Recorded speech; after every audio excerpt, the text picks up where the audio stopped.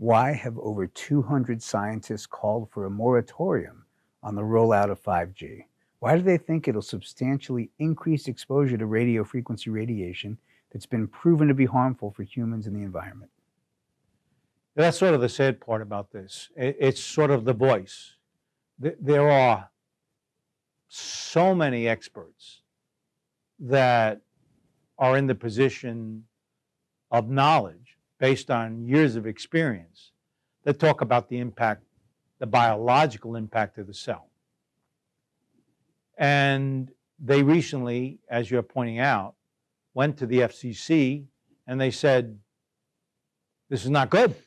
You're worried about the thermal, and we know there's a huge preponderance of evidence saying that there's a biological.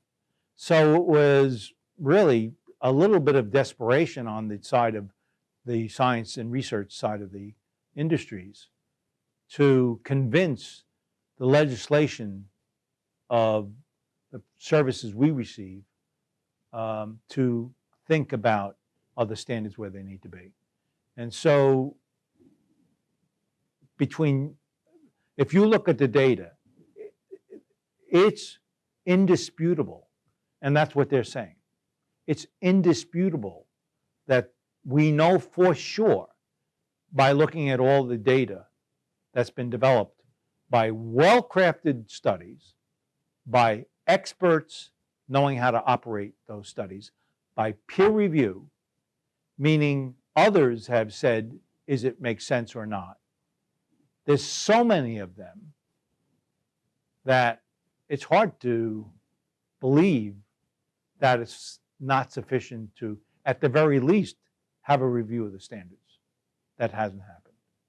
By the way, World Health Organization, let me tell you a little bit about that and the standards. They call RF a 2B carcinogenic. 2B carcinogenic says it's possible that it is a cancer-causing element in our environment. The draft of their conclusion actually showed it as 2A. It's a probable carcinogenic. But let's talk about 2B. What does that mean? Arsenic is a 2B carcinogenic. If you're welding and the exhaust from the welder comes up, that's considered a 2B carcinogenic.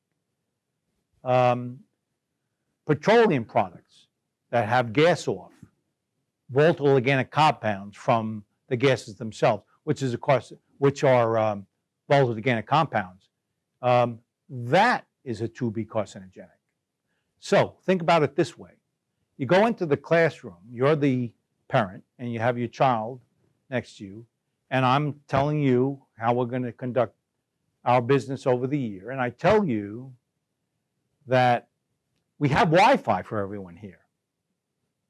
Oh no, by the way, we also have welding going on in the room. And when we don't have the welding going on, we have open gas cans generating emissions. So hopefully that's okay with you because it's a 2B carcinogenic. As a parent, what would you think? It's a 2B carcinogenic. Any one of those are carcinogenic. And yet, we think it's acceptable that Wi-Fi is in a classroom. And the reason was why it was 2B, they didn't have enough statistical significant data. So NTP, we spoke about that before, Ramazani study, they are statistically significant. So many of the members that had decided it's 2B have already claimed it's 2A to the public.